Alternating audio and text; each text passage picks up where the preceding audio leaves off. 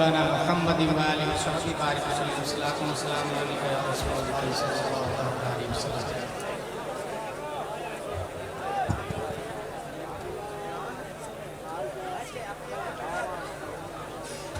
सादात इल्ज़ाम उलमाए ज़वील एहतराम के रुख ज़ेबा की ज़ियारत और कुछ देर गुफ्तगू को बर्दाश्त। जलसे का जो असल मकसद है वो है अच्छी बातों को सुनकर उस पर अमल करना। और याद रखें, सबसे अच्छा कलाम अल्लाह का कलाम, जिसको कुरान शरीफ कहते हैं। और कलाम इलाही के बाद सबसे अच्छा कलाम कलाम मुस्तफ़ा है। हदीस शरीफ का आया, गुफ्तगू और बातों को हल्के में, ये बातें ही इंसान की लाइफ बदलती है, तकदीर बदलती है।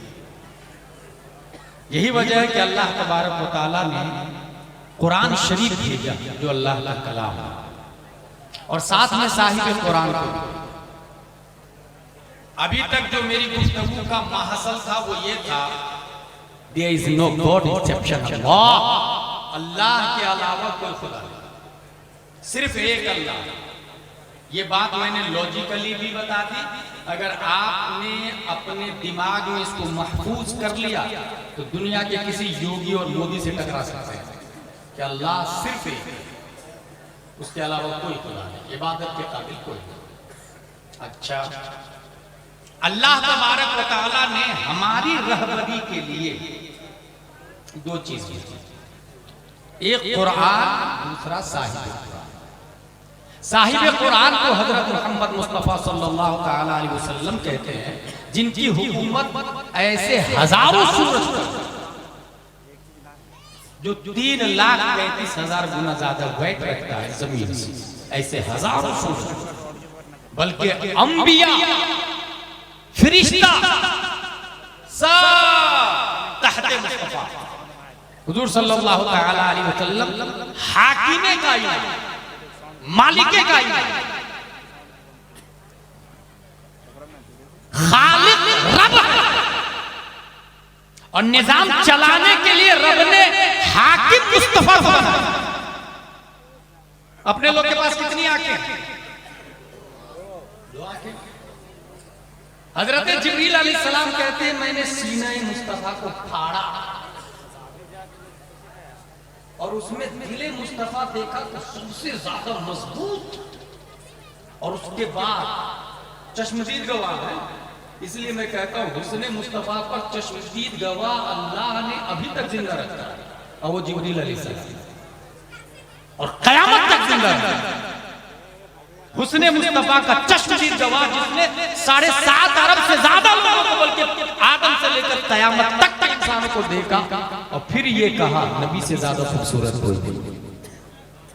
लाइव देखने के बाद जिब्रील ने सीना मुस्तफा को जब शक किया तो दिल को देखा। अल्लामा हसन रज़ा तर्जुमानी साहब आलिम नकीब, जानते हैं क्या कहा था जिब्रील अलैहिस्सलाम? फीहे ऐनान तबसुरान व उज़नान तस्माआन, मैंने नबी के दिल में 2 आंखें भी देखी जो देख रही थी, और 2 कान भी देखे जो सुन रहे थे। इसका मतलब नबी को कितनी आंखें हैं? 4। नबी को कितनी आंखें हैं? कान कितने हुए? 4 आंखों का क्या फायदा?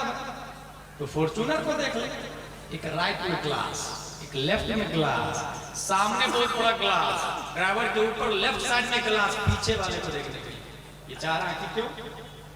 राइट में इसलिए कि राइट वाले को हादसा से बचाया जा सके, लेफ्ट में इसलिए कि लेफ्ट वाले को बचाया जा सके, फ्रंट इसलिए कि सामने वाले को बचाया जा सके, बैक इसलिए कि पीछे वाले को बचाया जा सके।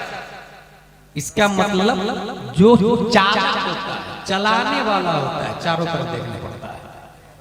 हमारे नबी चालके कायनात, पूरी दुनिया को चलाने वाले, इसलिए रब ने 4 आंखें दी। कौन कहता हमारे नबी सोते हैं? भाई साहब, सर की आंखें सोती है, दिल की आंखें जागती रहती है।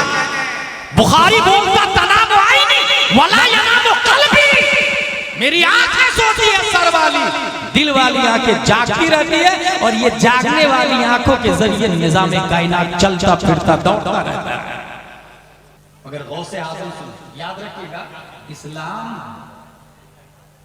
किसी के बाप की प्रॉपर्टी का नाम नहीं, निजाम हुजूर सल्लल्लाहु ताला अलैहि वसल्लम ने जो दिया, कौल फेल तकरीर जिसको हदीस कहते हैं, और सहाबा का अमल, ये इस्लाम। कोई अपनी तरफ से बोले उसकी वैल्यू जीरो जीरो जीरो। मैं जो बोल रहा हूं कहां लिखा हुआ भाई के बड़ा वली ये, तो सब वलियों के वली कौन है इस जमाने में? पीरों के पीर कौन है? गौसे पाक, जिनके वाली साहब ने एप्पल खा के माफी मांगी तब गौसे आज़म पैदा हुआ। हराम से बचे वक्त का गौस पैदा। पीरों के कोई पीर शेख अब्दुल कादिर जिलानी रज़ियल्लाहु ताला अन्हु फरमाते हैं, करामतुल वली अन यकूना क़ौलुहु व फ़िअलुहु मुताबिक़न लिक़ौलिहि व फ़िअलिहि सल्लल्लाहु अलैहि वसल्लम। एक वली की सबसे बड़ी करामत ये है कि उनकी बात नबी के बात के मुताबिक और उनका काम नबी के काम के मुताबिक। लिहाजा दरख्तों को बुलाना और फूल को पैसा बनाना, बारिश बरसाना, ये बड़ी करामत नहीं है, बल्कि हय्या अलल फलाह पर नबी भी लब्बैक कहते थे और उनकी उम्मत भी लब्बैक कहे। जो लब्बैक कहे इसकी करामत सबसे बड़ी करामत मानी जाती है। लिहाजा आप मुरीद किससे होंगे? जो शरीयत का पाबंद हो। किससे मुरीद होंगे? जो शरीयत का। गौसे आज़म रज़ियल्लाहु ताला अन्हु अगर कोई अपनी तरफ से बोले, फिर बता रहा हूं, तौरात क्यों बर्बाद हो गई, इंजील वाले क्यों बर्बाद हो गए? क्योंकि अपनी तरफ से मुफ्तियों ने हराम का फतवा देना शुरू कर दिया। ईसा अलैहिस्सलाम पर हुर्मत का फतवा देके यहूदियों ने कत्ल करवा दिया। उनको लगा कत्ल हो गया, जबकि अल्लाह ने नबियों पर हुर्मत का फतवा पैसा लेके मुफ्तियों ने दिया। इसलिए तौरात इंजील आज गैर मुहर्रफ नहीं है, तहरीफ शुदा। कुरान शरीफ आज भी जू के तू। वजह यह है कि रब्बे कदीर ने प्यारे मुस्तफा के दीन की हिफाजत की जिम्मेदारी ली। कयामत तक ये दीन चलेगा। इसलिए दुनिया में हमेशा एक जमात ऐसी रहेगी जो कुरान में तहरीफ को बर्दाश्त नहीं करेगी, जो निजाम मुस्तफा में मिलावट नहीं करेगी। और अगर कोई मिलाने के लिए आया तो फिर एक मर्द कलंदर खड़ा होगा, न बाप की परवाह करेगा, न माँ की परवाह करेगा, न रिश्तेदार की परवाह करेगा, न हुकूमत की परवाह करेगा, और खिलाफ शरअ आवाज उठने वाले के खिलाफ उसका कलम चलता रहेगा, चलता रहेगा। तब जाके कहीं से आवाज आएगी, किल के रसा है, खंजर है, खूंखार बर्तबा, आधा से कह दो नारे तकबीर, नारे रिसालत, मसलके आला हज़रत। एक कॉमन सेंस आपके दिमाग में आएगा कि जो आला हजरत ने कहा वही बात हरफे आखिर थोड़ी है, बाद में कोई दूसरा भी बोल सकता है, वो भी बड़ा मुफ्ती है, बड़ा मुजद्दिद है। ये आपके दिमाग में आ सकता है, ये लॉलीपॉप दिया जा सकता है। डिसाइड कैसे करेंगे? डिसाइड कैसे करेंगे? यकीनन मैं मानता हूं इसको लॉजिक। 1817 ईस्वी में पहली बार दुनिया में साइकिल बनी थी, जर्मन साइकिल। महीनों का सफर हफ्तों में कर दिया था, हफ्तों का घंटों में, दिनों में, दिनों का घंटों में, घंटों का मिनटों में। लोग दूर दूर से साइकिल देखने आए थे। पहली बार जब झारखंड में साइकिल आई थी ना, 100 किलोमीटर दूर से लोग देखने आते थे। साइकिल आई है दुनिया के अंदर, न्यू टेक्निक। एक महीने का सफर हफ्तों में बदल दिया साइकिल। इसलिए सलूट करते थे लोग साइकिल बनाने वाले को, जिसका नाम था कर्लियोन ड्राइव। साइकिल बनाई, लेकिन सब लोग साइकिल को भूल गए। जब 1894 में मोटरसाइकिल आई, उसकी रफ्तार 100 किलोमीटर पर साइकिल को बीट कर दिया। साइकिल पे 2 आदमी बैठे तो ज्यादा ताकत लगानी पड़ती पैडल मारने। 3 आदमी बैठे तो और ज्यादा ताकत लगानी पड़ती, लेकिन मोटरसाइकिल में कोई फर्क नहीं पड़ता, बीट कर दिया। लोग मोटरसाइकिल वाले को सल्यूट करने लगे, क्या माइंड लेकर के आया। लेकिन लोग मोटरसाइकिल को पीछे छोड़ दिए जब 1898 में मारिया एंजो फरारी गाड़ी आई जिसकी रफ्तार 340 किलोमीटर पर आवर का सेफ और रफ्तार 340 किलोमीटर पर आवर, लेकिन सबको बीट कर दिया जब 1957 में शटल स्पेस की रफ्तार दुनिया के सामने पेश की गई 28,000 किलोमीटर 1 घंटे में चलती। तो अगर कोई शख्स आला हजरत से ज्यादा दिमाग वाला है तो उनसे अच्छी बातें कर सकता है ना भाई, उनको भूला जा सकता है ना। Okay yes. और पीछे यही जो लोग आला हजरत को भूलने की बातें करते हैं, उन्हीं के सामने अगर कोई यहूद और नसरानी, इजराइल और बरतानिया और अमेरिका ये बोले कि तुम्हारे नबी से ज्यादा कोई अक्लमंद आ जाए, ये नाइब नबी से ज्यादा कोई अक्लमंद आ जाए तो उनसे अच्छी बातें कर सकता कि नहीं कर सकता? इंसान बोलेगा यार इट इज पॉसिबल, बस जिसने बोला पॉसिबल गया काम।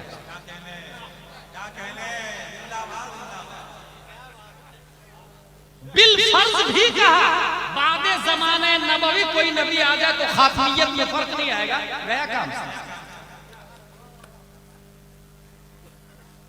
जानते क्यों? वजह यह है अल्लामा दहलान ज़ैनी सीरतुन नबविय्या में रकम तलाश है, इन्नल्लाह तआला लम युअति जमीअन नास मिन बदाई दुनिया इला इंक़िज़ाइहा मिन अल-अक़ल फी जंबि अक़ली सल्लल्लाहु अलैहि वसल्लम इल्ला कहब्बत रबलिन मिन बैन रिमानी दुनिया। आदम से लेकर कयामत तक जितने नबी हैं और जितने रसूल हैं और जितने साइंटिस्ट हैं और जितनी यूनिवर्सिटीज के वाइस चांसलर और प्रोफेसर हैं, सब उन सब की अक्ल एक तरफ, सबकी अक्ल एक तरफ। ये तो कितनी होगी? अल्लामा दहलान लिखते हैं समंदर में अंगुली डूबो और फिर उंगली को निकाले, 1-2 कतरा पानी आया, इस एक कतरा की कोई हैसियत है पूरे समंदर के सामने? जस्ट लाइक रेगिस्तान में उंगली डुबोए, रेत के जर्रे आएंगे, 1-2 रेत का जर्रा उसके सामने पूरे रेगिस्तान की, इस रेत की कोई हैसियत है पूरे रेगिस्तान के सामने? नहीं। अल्लामा दहलान लिखते हैं उस एक जर्रे रेत के बराबर पूरी दुनिया की अक्ल है और सरापा रेगिस्तान से ज्यादा रब ने मुस्तफा को अक्ल अता फरमाया। इसलिए नबी से ज्यादा जीनियस कोई आ भी नहीं सकता। यही वजह है कि इस्लाम को कोई ओवरटेक भी नहीं कर सकता। मोटरसाइकिल आएगी तब ना साइकिल को बीट करेगी, फरारी आएगी तब ना मोटरसाइकिल को बीट करेगी। नबी से ज्यादा जीनियस आ नहीं सकता, इसलिए इस्लाम को कोई बीट कर नहीं सकता। जब तो मैं बोलता हूँ परवीन तोगड़िया को, कमलेश तिवारी को, नेतन्याहू को, बुश को, डोनाल्ड ट्रंप को, बाइडेन को, इस्लाम के जो शारे हमारे नबी सल्लल्लाहु ताला अलैहि वसल्लम है, कयामत तक उनसे ज्यादा जीनियस कोई आ नहीं सकता। इसलिए तुम जितनी भी कोशिश कर लो बिटाने की, जितना तुम तराशोगे उतना ही सिवा होगा। इस्लाम वो पौधा है काटो तो मर्द मुजाहिद को क्या खौफ है मरने से? देखा नहीं आपने एक बच्चा तोप का मुकाबला पत्थर उठा के फिलिस्तीन में कर रहा है, उसके 4 दावे हैं। यरूशलेम बिलोंग्स टू द ज्यूज, मस्जिद अक्सा हमारी है, बनी इस्राइल में। इजराइल वाले क्या बोल रहे हैं? मस्जिद अक्सा हमारी है। और आर्मी है tried day and night to complete complete, हमारी आर्मी कोशिश कर रही है मस्जिद अक्सा की हिफाजत के लिए, इसलिए हमारी the work we are doing for the benefit of people of Palestine must be accepted. हम जितना दे रहे हैं फिलिस्तीनियों को उतना लेके हैप्पी हो जाए, खुश रहे। और चौथा दावा, Arab should apologise for the war that have started with Israel. Hamas को चाहिए माफी मांग ले, I am sorry for war that we started. मैं उस जंग के लिए माफी चाहता हूं जो हमने शुरू की। कौन बोल रहा? इजराइल वाले इस बेटा को पता ही नहीं है कि ये जो हमास वाले हैं ये इमाम हुसैन की रूहानी औलादों के, ये अर्तुरुल गाजी की औलादों में, ये सलाहुद्दीन अय्यूबी की औलादों में, ये मोहम्मद बिन कासिम की नस्लों में, ये खालिद बिन वलीद की रूहानी फरजंदों में। वो साफ नजरिया इस्लाम का है। हक की खातिर लड़ते रहे, जुल्म को मिटाने के लिए लड़ते रहे, लड़ते रहे, लड़ते रहे। अगर आप मर गए तो शहीद आजम, और अगर आप जीत गए तो अर्तुरुल गाजी। सीधा फंडा है इस्लाम। अब वो हमको बोल रहे क्या, माफी मांगो, पीछे हट जाओ, लड़ना छोड़ो। अच्छा फिर 7 अक्टूबर 6:30 बजे 20 मिनट के अंदर जब 5000 रॉकेट फायर किए गए, मुल्क वाले टेररिस्ट टेररिस्ट टेररिस्ट दहशतगर्द, ये मीडिया के चक्कर में आने वाले दुनिया में सब बेवकूफी लोग नहीं रहते भाई साहब। सब लोग जाकिर नायक को अमीरुल मोमिनीन नहीं मानते हैं, इंजीनियर मिर्जा को अल्लामा नहीं मानते हैं, ताहिरुल पादरी को मुजद्दिद नहीं मानते हैं। गूगल, ट्विटर, फेसबुक के जरिए पब्लिक को अपनी अंडर में करना ये इस्लाम नहीं है। हमें ये देखना होगा कि ट्रू इस्लाम को जानता कौन, मानता कौन। जाकिर नायक का स्पीच है, आज की तारीख में मोहम्मद साहब से मांगना हराम है, माज़अल्लाह रब्बिल आलमीन। सब लोग बोले माज़अल्लाह रब्बिल आलमीन। कौन बोल रहा है? जाकिर नायक। क्या बोल रहा? मोहम्मद साहब से मांगना हराम। भाई साहब ईमानदारी से बताइए, जब वली जिंदा है, ख्वाजा जिंदा है, लंगर से हजारों गुलाबा पल रहे हैं, गौस जिंदा है, तो गौस को गौसियत दिया हमारे नबी, ख्वाजा को ख्वाजियत दिया हमारे नबी, तो हमारे नबी क्यों जिंदा नहीं हो सकते? और जब जिंदा है तो तुम जिंदा हो तो दे सकते हो, वो नबी जिंदा हो तो नहीं दे सकते भाई। अच्छा इंसान जरा बहुत मोटी बात बता रहा हूं। बीवी से बोला आपने एक गिलास पानी दीजिए तो प्यास लग रही है, ये शिर्क नहीं है, ये हराम नहीं। बोले फर्क लाएंगे कि वो मुर्दा है ये जिंदा है, दोनों में फर्क है। यही सुन्नी देवबंदी का यही इम्तियाज है। हम ये कहते हैं कि हमारी जिंदगी से अच्छी जिंदगी शहीद हुई, और ये बेवकूफ कहते ना ये उम्र के मिट्टी में मिले। हम ये कहते हैं कि हमारा हाथ ये 2-3 फीट का है, मगर वली का हाथ ये है कि अगर मशरिक में बैठकर मगरिब में पहुंचा है मदद करने के लिए, तो हाथ मगरिब में पहुंच जाता है, मगरिब में पहुंच जाता है। भाई साहब आपको लगता है ये हाथ पकड़ने का काम बहुत बुनियादी बात, आपको लगता है ये हाथ पकड़ने का काम कर रहा है, गलत। पकड़ने में रुकावट बनता है। यही वजह है कि अगर रूह को जिस्म से निकाल दे, फिर उस रूह के हाथ की लंबाई का अंदाजा कोई नहीं लगा सकता। आंख देखने का काम कर रही है, गलत। आंख देखने में रुकावट का काम करती है। इसलिए मुल्ला अली कारी ने लिखा अन-नुफूसुल कुदसिय्या इज़ा तजर्रदत अनिल अलाइक़िल बदरिय्या इत्तसलत बिल मलाइल आला फलम यब्तल अल हिजाब फतरा व तस्मकल मुशाशिर। इंसान की रूह जब जिस्म से निकल जाती है तो फिर आंख की तरह चंद किलोमीटर नहीं देखता, बल्कि जमीन पे रह के अर्श आज़म का मुशाहिदा करता है। कब्र में मोटी हदीस है, मशहूर हदीस है, कब्र में दाग दफन कर दे और बाहर निकलते अपने लोग, तो मुर्दे कब्र में इंसान के लौटने के जूते की आवाज को भी सुनता है मरने के बाद, और देखता भी है भाई साहब। और जाकिर नायक क्या बोल रहा है? मोहम्मद साहब से मांगना हराम है, माज़अल्लाह रब्बिल आलमीन। सुन्नियों का क्या अकीदा है? सैयद अहमद रिफाई 555 हिजरी फी हादरतिल मुक़द्दर रूही कुन्तु रसूलुहा तुक़ब्बिलुल अर्द अन्नी व हिया नाइबती व हादिहि दौलतुल अशबाह क़द हदरत फद्दुन यबीनक कैफ़ खत्ता शबती। या रसूल अल्लाह, जब मैं दूर था तो मेरी रूह आती थी, सलाम करती थी, नयाबत का फरीज़ा अंजाम देती थी, फिर मेरी रूह चली जाती थी। अब मैं जिस्म के साथ आ गया हूं, तो जरा हाथ को बाहर निकाल दीजिए ना, मेरे होंठ किस करना चाहते हैं? सैयद अहमद रिफाई मेरे होंठ बोसा लेना चाहते हैं, आप अपने हाथ को बाहर निकाल दीजिए ना। प्यारे मुस्तफा ने दस्ते जुमना को कब्र अंदर से बाहर निकाला। सैयद अहमद रिफाई ने खूब मजे ले लेके हाथ चूमे, फिर हाथ अंदर चला, ये हाथ हो गया, गालिबन उमर बिन अब्दुल अजीज के जमाने में जब गुंबद खजरा की नई तामीर हो रही थी और नीचे खुदाई चल रही थी तो एक पांव नजर आया। लोगों ने कहा नबी का पांव, नबी का पांव, नबी का पांव, नबी का पांव। एक साहबी ने कहा नहीं, नबी का पांव नहीं है, उमर फारूक आजम का पांव है, क्योंकि मैं उमर फारूक आजम के पांव को अच्छे से पहचानता हूं। A question arises, why? जिस पांव को देखा, अभी आप मर जाए 3 दिन के बाद में कलर बदल जाए, बदलेगा कि नहीं? पहचानना मुश्किल, डेड बॉडी को पहचानना इसलिए मुश्किल होता है, लेकिन यहाँ सिर्फ पांव देखे और कहा नहीं, ये उमर फारूक आजम का पांव है, मैं पहचानता हूं। इसका मतलब जैसा पहले था वैसे ही अभी भी है, कलर भी नहीं बदला, बाल भी वैसे ही है, कैफियत वैसे ही है। ये बोल रहा है माज़अल्लाह, मांगना हराम।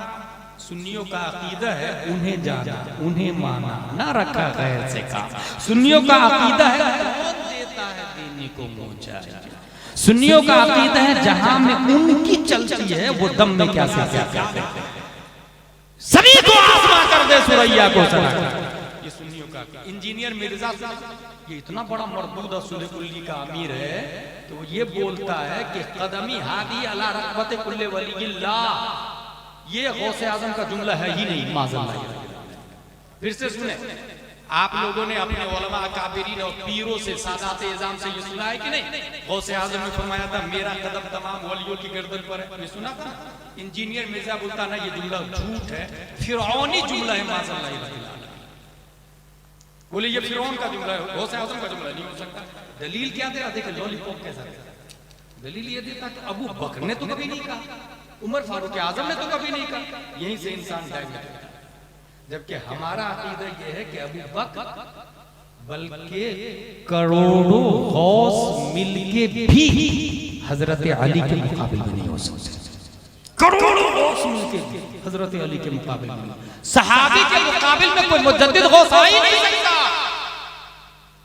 राय है कि गौसे आजम का ये जुमला है।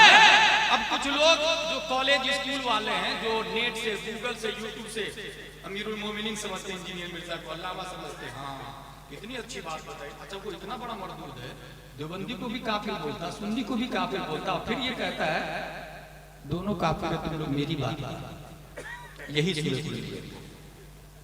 और दलील क्या देता है? देवबंदी क्यों काफिर है? क्योंकि सुन्नी काफिर बोलते हैं। सुन्नी क्यों काफिर है भाई? तो देवबंदी काफिर बोलते हैं। इस तरह घुमाता है। यतीहून फिल अर्द ला इलाहा उलाई वला इलाहा उलाई।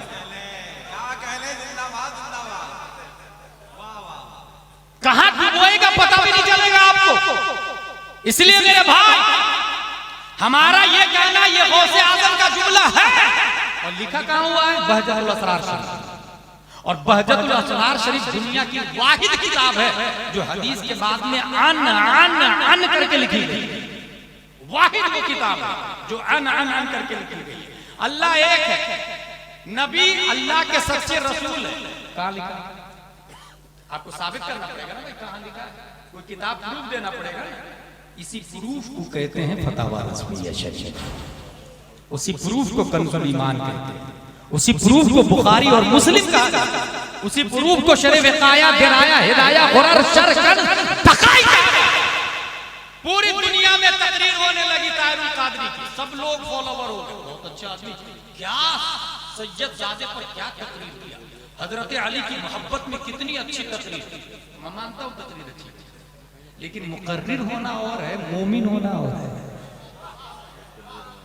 मुकर्रिर होना और है, आलिम होना और है। कुछ दिन पहले मेरी एक क्लिप वायरल हुई, नहीं सुना था आप लोगों ने? कि तकरीर करने के लिए आलिम होना जरूरी है। बहुत सारे लोग तकरीर करते हैं जो आलिम ही नहीं है। फतवा रज़विय्या शरीफ में लिखा है तकरीर होने के लिए आलिम होना जरूरी है। तो मुकर्रिर होना और आलिम होना और है, मोमिन होना और है, मुअर्रिख होना और है, खतीब होना और है, इमाम होना और है, मुनाजिर होना और है। भाई साहब ताहिरुल कादरी तकरीर अच्छी करता है, इससे ये कहां लाजिम आया वो मुजद्दिद हो गया? ये कहां लाजिम आया वो मोमिन भी है? ये कहां लाजिम आया वो आशिक रसूल भी है? तकरीर अच्छी तो मोदी भी करता है ना, योगी भी करता है ना, डोनाल्ड ट्रंप भी करता है ना, बाइडेन भी करता है ना। तकरीर अच्छी करना मोमिन होने की दलील नहीं। मुजद्दिद होने के लिए उलमा की कसरत की ताईद चाहिए। और मुजद्दिद की सीधी पहचान ये हक को बातिल में तमीज करे कि ये हक है ये बातिल, ये मुजद्दिद का मेन काम होता है, ये हक है ये बातिल। और ताहिरुल कादरी ने हक को बातिल को अलग नहीं किया बल्कि मिलाया। मोमिन को और यहूदी दोनों को बिलीवर में दाखिल किया, इंग्लिश का वर्ड। और सिर्फ यही नहीं, मिनहाजुल कुरान इंटरनेशनल के दरवाजे पे लिखा बिला तफरीक मजहब व मिल्लत, हमारे यहाँ कोई भी आ सकता है, सुन्नी देवबंदी सब आ सकते हैं। फिरका परस्ती का खात्मा क्यों कर मुमकिन, किताब का नाम है, उसमें ये लिखा कि नामजद कोई फिरका जन्नती थोड़ी है। अब बताइए आप, क्या मसलक आला हजरत वाले जन्नती नहीं है? क्या सुन्नी सहीउल अकीदा जन्नती नहीं है? इसका कहना है कि नामजद कोई फिरका जन्नती नहीं है, मतलब किधर भी जाओ किधर भी रहो, इसी को सुले कुल्लियों का अमीर कहते हैं। और जिस वक्त में जामे अजहर मिस्र से पढ़ के आया अल्लामा हसन रजा बुखारवी, खंडवा के बहुत बड़े बड़े नेता, ताहिरुल कादरी की तकरीर सुनी मुझे बहुत अच्छी लगी। मैंने कहा क्या बात कर रहे हैं आप, इतनी अच्छी तकरीर कर रहे हो, कैसे काफिर हो सकते? मैंने कहा सुने, लंदन की conference, Allah it is not for Arabic word for Lord, for Brahma for God, for Creator you know, but you can raise any word specify for your Lord according to your traditional and religion. So let's go remember our God according to our traditional and religion. Hare Ram, Hare Krishna, Jesus. ये ताहिरुल कादरी ईमानदारी से बताया, हर शख्स अपने मजहब के हिसाब से खुदा को पुकारे, हर शख्स अपने मजहब के हिसाब से खुदा को पुकारे, और उसकी मौजूदगी में हरे राम हरे कृष्णा। आप तो वीडियो वायरल हुआ ना, पूरी दुनिया जानती है भाई। क्या हरे राम हरे कृष्णा कहने वाला या उस पर राजी होने वाला मोमिन हो सकता है? ला इलाहा इल्लल्लाह की दलील मैंने दी लॉजिकली आपको, सिर्फ एक अल्लाह। अब रहा यह कि ये क्या गुलाम जिलानी अजहरी ताहिरुल कादरी का मुकाबला करेगा? ताहिरुल कादरी काफिर है, गुलाम जिलानी अजहरी की बात क्यों मालूम है? बिल्कुल सही, ये बात मैं इसमें मुत्तफिक हूं, मेरी बात मत मान। लेकिन यहाँ पर हिंदुस्तान में तमाम वलियों का जिंदा वली, तमाम जिंदा वलियों के लीडर थे ताजुल शरीय अली रहमतुल्लाह। हिंदुस्तान के तमाम आलिमों के बाप दादा का नाम मुहद्दिस कबीर है। क्या कहने, और ताजुल शरीय मुहद्दिस कबीर दोनों ने साउथ अफ्रीका में मुनाजरा किया, और मुनाजरा में ये साबित हुआ ताहिरुल कादरी मोमिन नहीं काफिर है, काफिर है, काफिर है। इसलिए मसला के आला हजरत हक है, और मसला के आला हजरत का लीडर ताजुल शरीय मुहद्दिस कबीर है। हम जाकिर नायक को मानते, ना इंजीनियर मिर्जा को मानते, ना ताहिरुल कादरी को मानते हैं। हमारा मुजद्दिद इमाम अहमद रज़ा है, हमारे आलिम ताजुल शरीय मुहद्दिस कबीर है।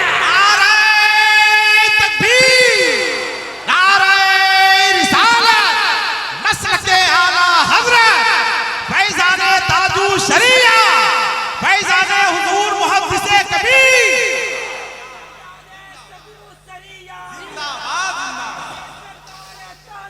जिंदाबाद जिंदाबाद। आज की तारीख की बात बताओ, बनारस की धरती है, हिंदुस्तान के सबसे बड़े आलिमों के बाप दादा मुहद्दिस कबीर है। ये समझ में आ गया, सदरुल शरिया के बेटे। और एक और बात बताऊं, सदरुल शरिया ने आला हजरत से फैज़ लिया, क्या कहने, ठीक है सुनिए। और अपना पूरा इल्म सदरुल शरिया से पूछा गया कितने साल फैज़ लिया? बोले 20 साल। अच्छा एक पॉइंट की बात बताऊं, आपने आला हजरत से पढ़ा कितना? बोले एक लफ्ज भी नहीं पढ़ा। पॉइंट की बात, पढ़ा एक भी नहीं। लेकिन सदरुल शरिया कहते हैं जितना है मेरे पास उन्हीं का है। सदरुल शरिया ने आला हजरत से जो कुछ लिया वो हाफिज मिल्लत को दे दिया। हाफिज मिल्लत कौन है? जिन्होंने अल-जामिअतुल अशरफिया मुबारकपुर बनाया। और हाफिज मिल्लत मुहद्दिस कबीर से कहते हैं कि मैंने आपके बाप से जो लिया था वो सब आपको दे दिया। मुहद्दिस कबीर अमीरुल मोमिनीन फिल हदीस, हिंदुस्तान में उनसे बड़ा कोई मुहद्दिस नहीं। आपकी मस्जिद के इमाम साहब उनसे पढ़े, यहाँ बेशुमार वाला उनसे पढ़े।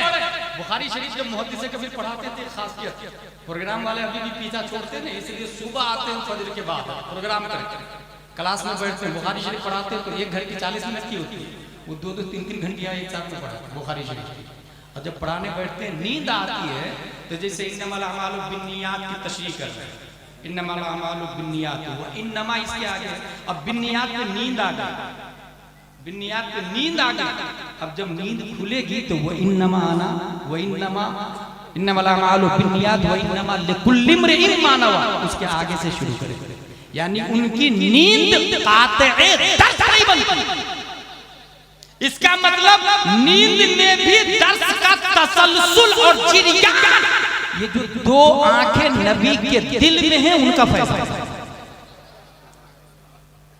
नींद नाकिज़े वुजू है मगर नाकिज़े दर्स नहीं, नाकिज़े वुजू मगर नाकिज़े दर्स नहीं। मुहद्दिस कबीर दामजिल्लु अलैना, उन्होंने बनारस की तकरीर में जलसे में कहा था कि पीरों में मैंने अल्लाह का वली गुलजार मियां को किया।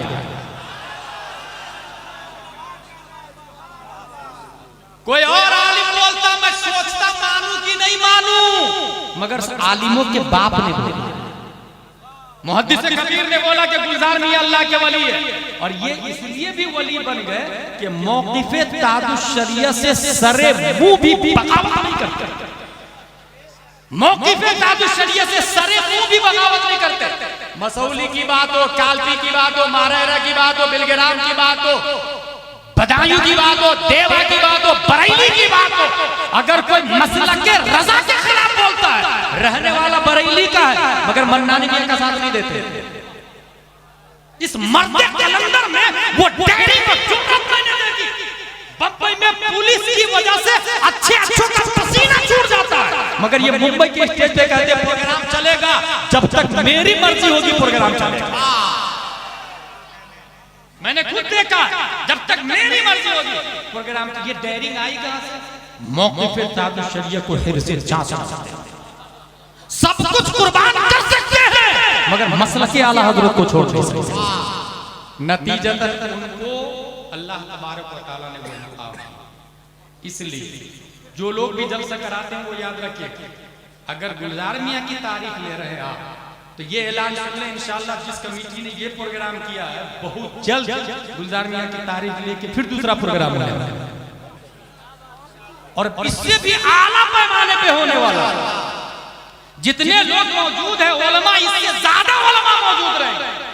जितने पीराने निज़ाम मौजूद है इनसे ज्यादा पीराने निज़ाम मौजूद रहेंगे, और जितनी पब्लिक है ना उससे कहीं ज्यादा पब्लिक रहेगी।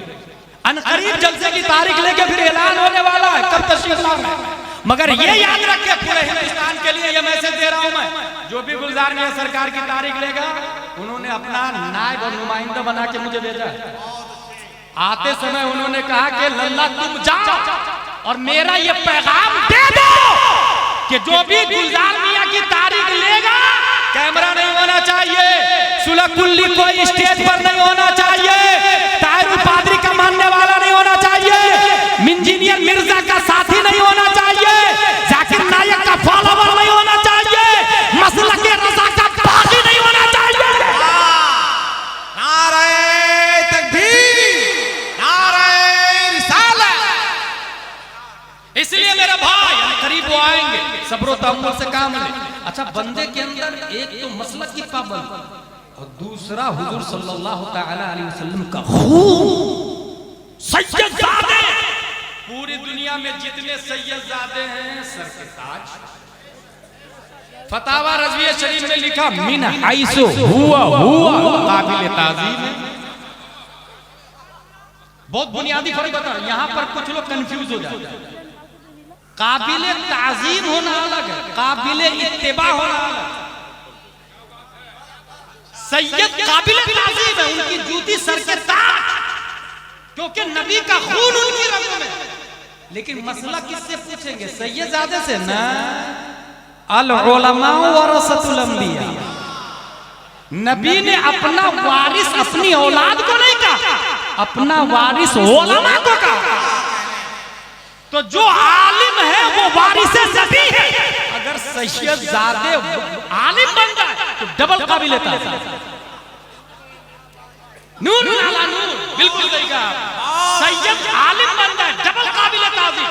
एक तो खूने मुस्तफा की वजह से, दूसरा इल्मे मुस्तफा की वजह वजह से।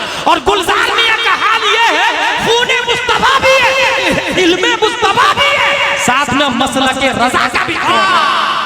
नारे तकबीर, नारे रिसालत, फैजाने सरकार गुलजारे मिल्लत।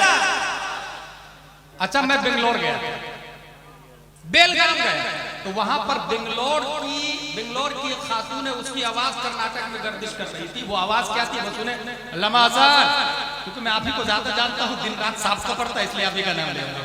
बाकी हमारे उलमा इकराम सरदार हैं। वो खातून ने जानते क्या कहा, पीर वही हो सकता है जो सैयद ज़ादा। ये किसने कहा, एक खातून। ऐसे भी खातून तस्लीमा नसरीन की बात हम लोग कहाँ मानते हैं, वो खातून है ऐसे। लेकिन जब मेरे कानों में ये आवाज आई तो मैंने कहा आपको इस्लाम से कोई वास्ता नहीं, इस्लाम को पढ़ा ही नहीं आता। इस वक्त जितने पीर हैं, बल्कि मैं कहता हूं जितने सैयद हैं पूरी दुनिया में, ये सब गैर सैयद के मुकल्लिद। या तो वो इमाम आज़म को मानते हैं, या इमाम मालिक को मानते हैं, या इमाम शाफई को मानते हैं, या इमाम अहमद बिन हम्बल को मानते हैं। चारों इमाम में से किसी इमाम को मानते हैं दुनिया के तमाम सैयद। और ये चारों इमाम में से कोई सैयद नहीं है। तो समझ में आ रहा, चारों इमाम में से कोई सैयद नहीं। इसका मतलब इमाम वो होगा जिसके पास इल्मे मुस्तफा, इल्मे मुस्तफा। सैयद काबिल ताज़ीम, याद रखिएगा, मिन ऐसो हुआ काबिल ताज़ीम, इज्जत करे, जूतियां उठा के सर पे चले, इसके सदके में अल्लाह नजात देगा। लेकिन इस्लाम क्या है, इत्तेबा किसकी करें, ये उन लोगों से पूछे जो जामियातुर रज़ा, जामिया शफिया, जमदशा, यरोनाई, गौसिया, रज़विया, हनफिया, हबीबिया, इन सब में 9 साल दाल रोटी खा के बुखारी और मुस्लिम का मुताला किया। अजमेर का कामरान चिश्ती बोलता है यार अमीर मुआविया जहन्नमी है, माज़अल्लाह रब्बिल आलमीन। ईमानदारी से आप बताइए, जो कामरान चिश्ती मजार पे झाड़ू लगाता है वो बुखारी की बात करेगा? और बोलता यह कि बुखारी में कोई हदीस नहीं आई अमीर मुआविया के बारे में। ये बोल कौन बोल रहा? कामरान। और कामरान की औलाद हिंदुस्तान में धीरे धीरे फैल गई और हर स्टेट में कुछ न कुछ लोग ये बात करते हैं। अभी हाल ही में मैंने उबैदुल्लाह खाज़मी का जबरदस्त कलकत्ता में रख दिया। अल्लाह ने तौफीक दी और तौबा किया, तौबा किया। मैं ये नहीं बोलता मैं जिम्मेदार हूं, मगर इतना जरूर है कि जो गलत है उसको गलत बोले, हिदायत देना रब्बे कदीर का काम। अमीर मुआविया जन्नती ही नहीं मेरे भाई। कुरान कितने लोगों ने लिखा पता आप लोग को? नबी ने कुरान नहीं लिखा। आप लोग ये मसला ज़हन में रख के, नबी ने कुरान नहीं लिखा। कुरान 14 सहाबा ने लिखा, 14 सहाबा ने मिलकर कुरान लिखा। उन 14 सहाबा में 7वें नंबर पर हजरत अमीर मुआविया रज़ियल्लाहु ताला। अब जो लोग अमीर मुआविया को जहन्नमी बोलते हैं तो ये वाला कुरान क्यों पढ़ते हैं? सूरह फातिहा पढ़ना छोड़ के दूसरी सूरत पढ़े ना भाई। ये अमीर मुआविया ने लिखा होगा ना। सूरह यासीन पढ़ना छोड़ दे, हो सकता है अमीर मुआविया ने लिखा हो। और जब तेरा अमीर मुआविया जहन्नमी है माज़अल्लाह, तो हम जहन्नमी का लिखा हुआ कुरान नहीं पढ़ते, हम जन्नती का लिखा हुआ कुरान पढ़ते। इसलिए तू जहन्नमी है, अमीर मुआविया जहन्नमी नहीं हो सकते। और ये मैं नहीं, नबी ने फरमाया असहाबी का नुजूम में आइए में इक्तदा में हदायत। कुरान में आया वो कुल्लु वअदल्लाहुल हुस्ना, जितने सहाबा है अल्लाह ने सबसे जन्नत का वादा कर दिया। अब आपको कंफ्यूज कहां किया जाएगा? यार मैं ख्वाजा गरीब नवाज की बारगाह में रहता हूं, मैं गलत बोलूंगा? मौलाना की बात, इमाम की बात, आलिमों के चक्कर में आके तुम लोग मुझे लाल लाल कर रहे हो। ख्वाजा गरीब नवाज ने हिंदुस्तान में ईमान फैलाया, मैं गलत कैसे हो सकता हूं? अगर ऐसा बोले तो उसको कहिएगा बेटा अबू जहल मक्के में पैदा हुआ और जहन्नम में चला गया। उतबा और शीबा मक्के में पैदा हुआ, जहन्नम में चला गया। मक्का तो मक्का, काबा के अंदर बुत रखे हुए, वो जहन्नम। जब काबा के अंदर जहन्नमियों का सरदार हो सकता है, तू तो अजमेर शरीफ में बाहर रहा है, अंदर घुसा भी नहीं है। इसलिए ये लॉलीपॉप इंजीनियर मिर्जा की औलाद को मान सकती है, आला हजरत की औलाद कभी नहीं मान सकती। जाकिर नायक की औलाद तो मान सकती है, ताजुश शरिया की औलाद कभी नहीं मान सकती। ये लेग पीस और रोस्टेड, अल्हम्दुलिल्लाह हम वलियों को भी मानते हैं और बुखारी को भी मानते हैं, मुस्लिम को भी मानते हैं, तिरमिज़ी को भी मानते हैं। अब आखिरी बात बता दूं, वमा अलैना इल्लल बलाग से पहले वो आखिरी बात ये है कि एक ये बताया कि सिर्फ एक अल्लाह, दूसरा एक नबी का सबसे बड़ा मौजज़ा कुरान, वली की सबसे बड़ी करामत नबी के तरीके पे चलना। ये हो गया। अब आखिरी बात में ईमान की हिफाजत के लिए, वो आखिरी बात ये है, बरेली शरीफ से पहले हिंदुस्तान में सुन्नियों का मरकज कौन? जिस वक्त ताजुल शरिया का इंतकाल हुआ उस वक्त एक साकितुल एतबार खतीब ने ये कहा कि मरकज 3 नस्लों तक चलता है, उसके बाद मरकज बदल, 3 नस्लों तक मरकज चलता है, उसके बाद मरकज ट्रांसफर हो जाता है। हिंदुस्तान में सुन्नियों का मरकज दिल्ली था, शाह वलीउल्लाह बौद्धी देहलवी, शाह अब्दुल अजीज बौद्धी देहलवी, शाह अब्दुल कादिर देहलवी, मरकज ट्रांसफर हो गया दिल्ली से खैराबाद। फजले इमाम खैराबादी, फजले खैराबादी, अब्दुल्ला खैराबादी, मरकज ट्रांसफर हो गया खैराबाद से बदायूं शरीफ। फजले रसूल बदायूं, अब्दुल कादिर बदायूं, अब्दुल मुक्तदिर बदायूं, मरकज ट्रांसफर हो गया बदायूं से बरेली शरीफ, बरेली शरीफ। आला हजरत मुफ्ती आजम ताजुल शरिया अब कौन? इसलिए मरकज ये आवाज, ये आवाज अपोजिट पार्टी, विपक्ष कमेटी, मरकज जब ये आवाज गुलाम दिलानी अजहरी के कानों से टकराई तो मैंने कहा ब्रो कयास महल फारिग किया, कयास तो किया, दलील तो दी, मगर दलील दावा पर मुंतबिक नहीं, तकरीब ताब नहीं, शरह तहजीब के हाशिया। अच्छा ये बात मुझे क्यों याद आई बताऊं? मैं उड़ीसा में एक शख्स ने किताब लिखी और किताब में ये लिखा कि ताजुल शरिया वली नहीं है, और दलील ये भी इन औलियाहु इल्लल मुत्तकून, वली वो होता है जो मुत्तकी, और ताजुल शरिया मुत्तकी नहीं है इसलिए कि अमीरों की दावत में जाते हैं, गरीबों की दावत में नहीं जाते, ये तकवा के खिलाफ, इसलिए मुत्तकी नहीं। 20 पेज से ज्यादा की किताब।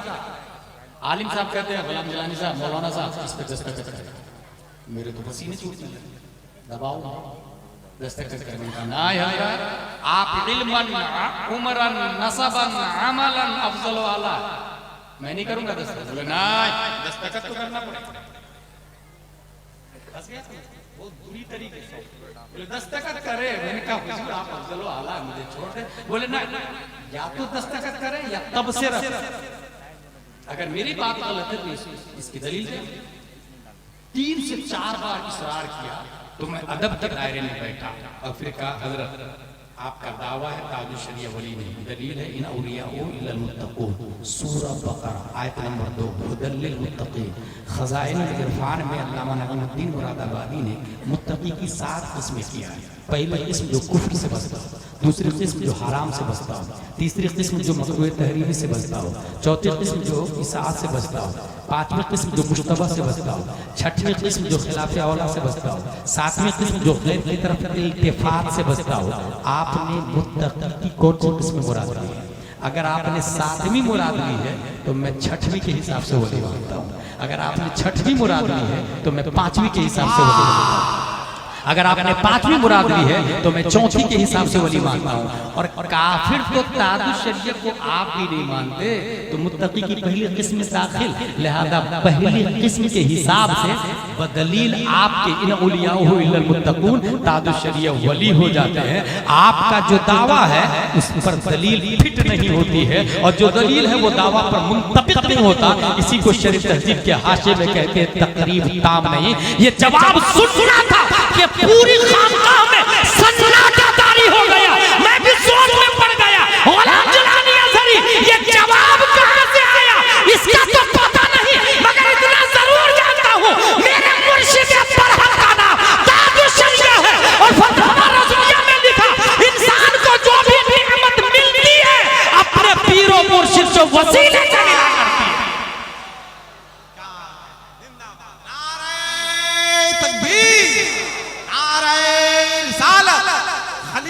ताजुल शरिया अल्लामा डॉक्टर गुलाम जिलानी साहब क़िबला मसलके आला हज़रत।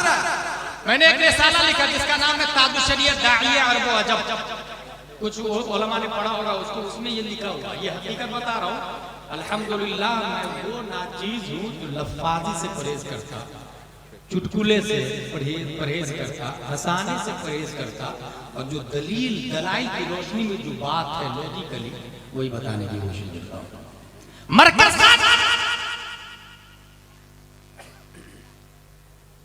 क्योंकि 3 नस्लों तक मरकज चलती है। मैंने कहा साकितुल एतबार खतीब साहब आपका कयास में अल-फारिक है, इसलिए कि जिस वक्त दिल्ली में मरकज था, शाह वलीउल्लाह मोहद्दिद देहलवी, शाह अब्दुल अजीज मोहद्दिद देहलवी, शाह अब्दुल कादिर देहलवी, ये लोग इंतकाल से पहले जुज़वी किताबें को लिखे, मगर थ्योरी ऑफ लाइफ नहीं, इसलिए मरकज ट्रांसफर हो गया खैराबाद। फजले इमाम खैराबादी, फजले खैराबादी, अब्दुल्लाह खैराबादी, बहुत जबरदस्त उलमा, करोड़ों रहमतें हुई इनकी कब्र पर, मगर जाने से पहले ज़ाब्ता हयात नहीं दिया, इसलिए मरकज ट्रांसफर हो गया बदायूं शरीफ।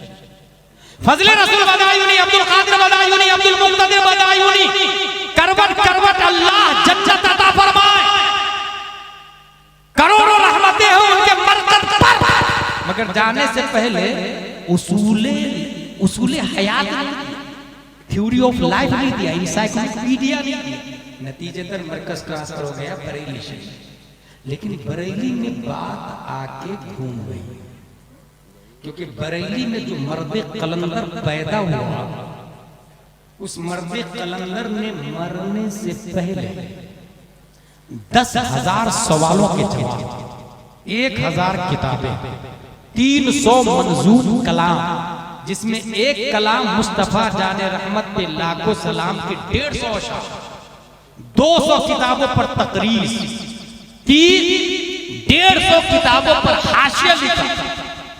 उस मर्द कलंदर ने जाने से पहले फतावा रज़विया और कंजुल ईमान दिया, जो सुन्नी हनफी के लिए इंसाइक्लोपीडिया, जो उसूल हयात है, जो लाइफ स्टाइल के लिए थ्योरी है।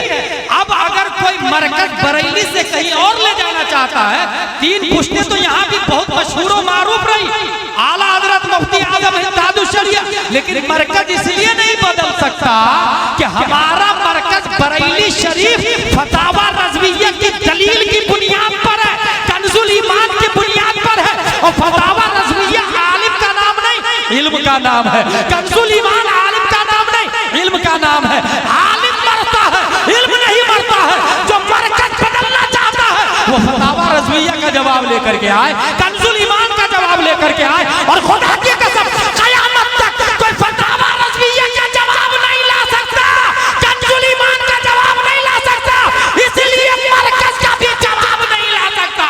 हमारा मरकज कल भी बरेली था, आज भी बरेली है, कल भी बरेली रहेगा। अल्लाहु अकबर, जिंदाबाद।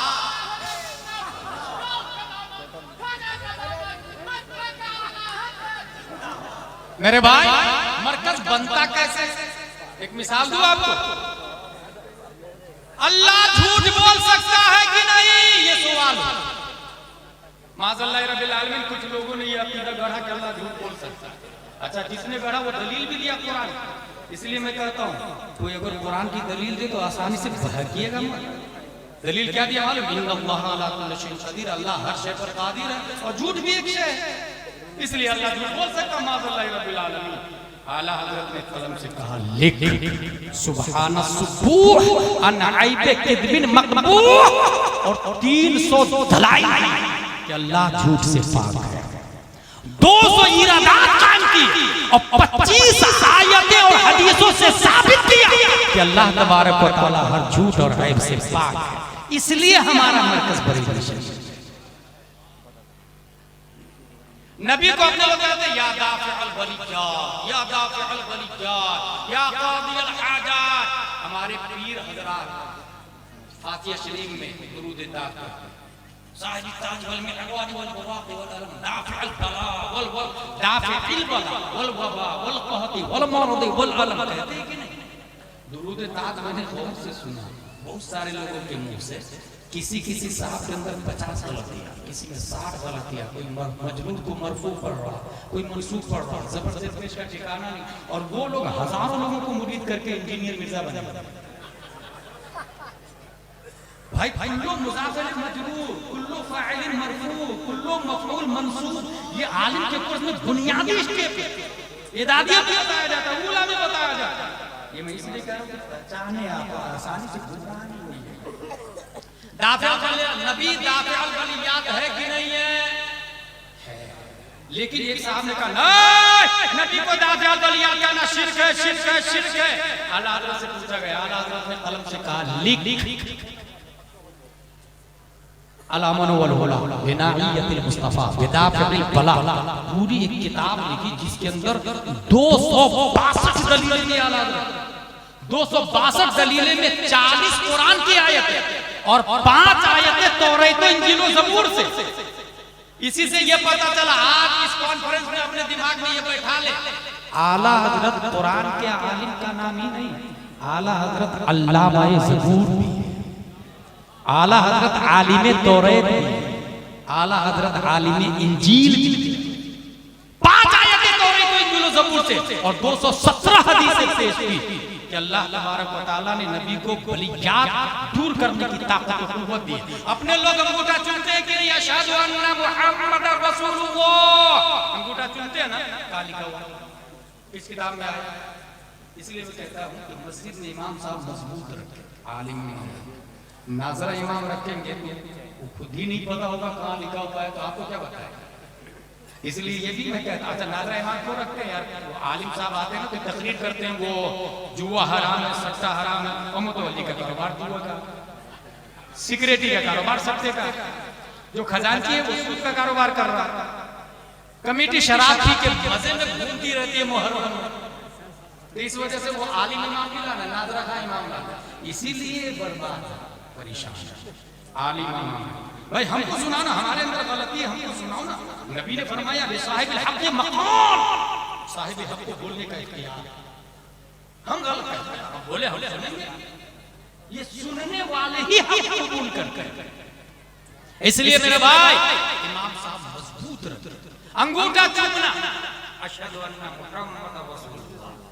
एक शख्स ने आला हज़रत के जमाने में कहा ना ये चूमना जायज़ नहीं, क्या किताबों के अंदर क्या लिखा हुआ, मैंने तो किसी किताब में पढ़ा नहीं। अच्छा ये कौन बोल रहा, मैंने किसी किताब में पढ़ा नहीं, जो झाड़ू लगाता है मजार पे, जो जाहिल लोगों को मुरीद करता है और ये कहता है मैं तुम्हें जन्नत में ले जाऊंगा, टेंशन मत लेना, मैं पीर साहब हूं ना। पढ़ता नहीं, अब वो कहां से हवाला दे, हवाला तो किताब है ना भाई, वो कहां से कभी किताब देगा। बुखारी शरीफ तामीर अदब की तरह मूर्ति है या अनवार शरीयत की तरह, उसको पता ही नहीं, कभी देखा ही नहीं ना बुखारी शरीफ। वो सुना जिस तरह अजमेर शरीफ है, इसी बुखारी शरीफ किसी जगह का नाम होगा इंडिया में, बदायूं शरीफ के आसपास में। ऐसे लोग तो कहते हैं यार मैंने बुखारी में नहीं पढ़ा, बेटा बुखारी में तू कहां से पढ़ेगा, तू झाड़ू लगा। बुखारी शरीफ मुस्लिम शरीफ किताबों में कहां लिखा अंगूठा चूमना जायज़ है। जब आला हज़रत से पूछा गया, आला हज़रत ने कलम से कहा लिख मुनीरुल ऐन फी हुक्म तकबीलिल इबहामैन, 150 किताबों से 405 हवाले नकल किया आला हज़रत रज़ियल्लाहु ताला कि अंगूठा चूमना जायज़। कितने हवाले दिए? 405। इसलिए मरकज हमारा पेपर के जरिए, गूगल के जरिए मरकज नहीं बना, मुजद्दिद की लिस्ट नहीं बांटी गई, लोगों को बुला के तनख्वाह दे के अमामा शरीफ बधवा के ये नहीं कहा गया मुझे मुजद्दिद बुलाओ, मुजद्दिद बुलाओ, मुजद्दिद बुलाओ। वाला हज़रत गैर मुनक़सिम हिंदुस्तान के उलमा की मौजूदगी में पटना में शेख शरीफुद्दीन यहया मुनीरी की सदारत में होने वाली कॉन्फ्रेंस में बइत्तिफाक़ कसरत उलमा मुजद्दिद मियात हाज़रा के लक़ब से मुलक़्क़ब किया गया और धीरे धीरे अरबों अजम ने आला हज़रत रज़ियल्लाहु ताला अन्हु को मुजद्दिद मान लिया। इसलिए मेरे भाई